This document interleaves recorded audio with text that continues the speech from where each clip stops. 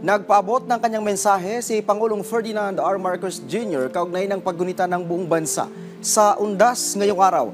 Ayon po sa Pangulo, pagkakataong muling pahalagahan ang mga alaala ng mga pumanaw, mga bayani ng pananampalataya sa araw ng mga santo at ang ating mga minamahal na yumao sa araw naman ng mga kaluluwa.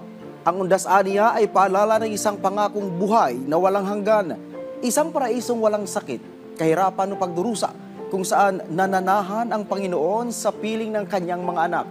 Panawagan ng Pangulo na gawing huwaran ang Pilipinas, kung saan ang alaala ng mga yumao ay nagsisilbing lakas at ang pananampalataya ay gabay tungo sa pag-asa.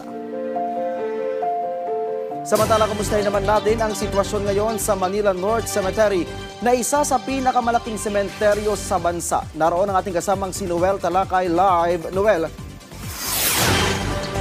Ryan, tama ka, nandito nga ako sa Manila North Cemetery at hapon na, Ryan, marami pa rin yung mga nako-confiscate na mga ipinagbabawal na item na ipasok dito sa loob ng sementeryo. Kagaya na ito, Ryan, itong hawak ko na ito na alcohol, mayroong number. Itong number na ito ay naka-assign ito doon sa tao na may-ari nito. Dahil ang pagkakaiba ngayon, Ryan, ngayong undas, ngayong taong ito ay pwede nang balikan yung mga na-confiscate na mga gamit mula doon sa mga tao na papasok dito sa sementeryo. Kaibang-iba ito, Ryan, noong nakaraang undas. At sa mga oras naman ito, Ryan, dahil hapahapon na at patuloy pa rin yung pagdating ng mga tao dito at patuloy ang pagdagsa. At pero kapansin-pansin, Ryan, yung pag-unti ng bilang ng mga tao na pumapasok dito. Pero kaninang alas 10 ng umaga, nagkaroon ng peak o pinakamaraming tao na pumasok dito sa loob ng sementeryo. Umabot ito ng 167,350.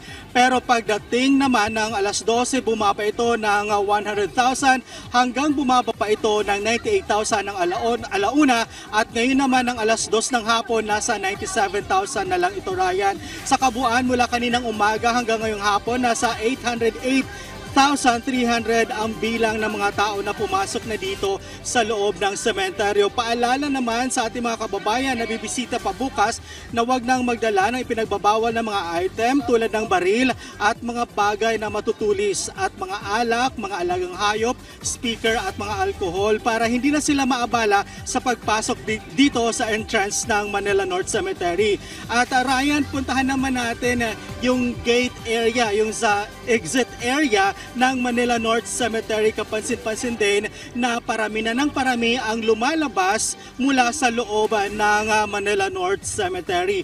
Ryan, paalala lang natin sa mga gusto pang pumunta dito ngayong araw na ito, hanggang alas 9 lang mamayang gabi bukas itong Manila North Cemetery para sa ating mga kababayan na gustong bumisita sa kanilang mga mahal sa buhay na yumao na dito nakalibing. Ryan?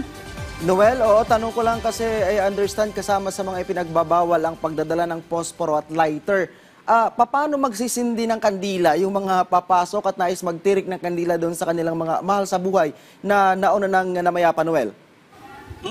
Meron naman doon nag-a-assist sa loob ng sementeryo itong mga multiplier or mga kawani dito sa loob ng sementeryo. Sila naman ay tinutulungan na magkaroon na masindihan yung mga kanilang mga kandila. Kaya naman, Ryan, payo natin sa mga tao, mga kababayan natin na dadalaw dito bukas na wag nang madala dahil available naman lahat dito. Alam mo, Ryan, sa labas ng sementeryo ay maraming mga panindang bulaklak at mayroon na rin mga panindang kandila. Pagdating naman sa loob, wala rin problema dahil maaari sila bigyan ng assistance doon para masindihan ang kanilang mga kandila. Ryan? Noel, isang tanong na lang. Kanina nabanggit mo na hanggang alas 9 na lang pwedeng pumasok, manatili sa loob ng sementeryo. Pero anong oras yung cut-off para doon sa mga habol pa? Anong oras yung last na papapasukin pa sila sa may pinaka-main entrance ng sementeryo? Noel? Pagdating, Ryan, ng alas 9, yun na ang oras mismo na hindi na sila pwede pumasok sa loob ng sementeryo. Pero bago pa yan, doon sa loob, magkakaroon na sila ng announcement na isasara, isang oras bago isara, doon sa loob, iikot na, magkakaroon na ng announcement na isasara na ang sementeryo pagdating ng alas 9 ng gabi. Pero wala silang cut-off naman doon sa papasok. Pagdating pala ng alas 9, hindi na sila magpapasok ng sino man na papasok pa dito sa loob ng Manila North Cemetery. Ryan? Maraming salamat, Noel Talakay. Samantala, naka-alerto na po ang medical team ng Department of Health para sa mga pagdagsa ng mga taong bumibisita sa Manila South Cemetery ngayong araw mismo ng Undas. Kasama sa mga nakadeploy doon ngayon ang mga doctor, nurse at iba pang medical staff ng Health Department at lokal na pamahalaan para tiyaking ligtas ang mga bibisita sa mga puntod ng kanilang mga yumaong mahal sa buhay. Namahagi rin ang kagawaran ng mga gamot at nagalok ng first aid at emergency care, BP monitoring, consultation, wound cleaning at dressing nebulization at ilan pang mga serbisyong medikal na nasa tent. Naka-standby din po mga ambulansya para agarang makapagbigay ng tulong medikal para sa mga pasyenteng kinakailangang madala agad sa pagamutan.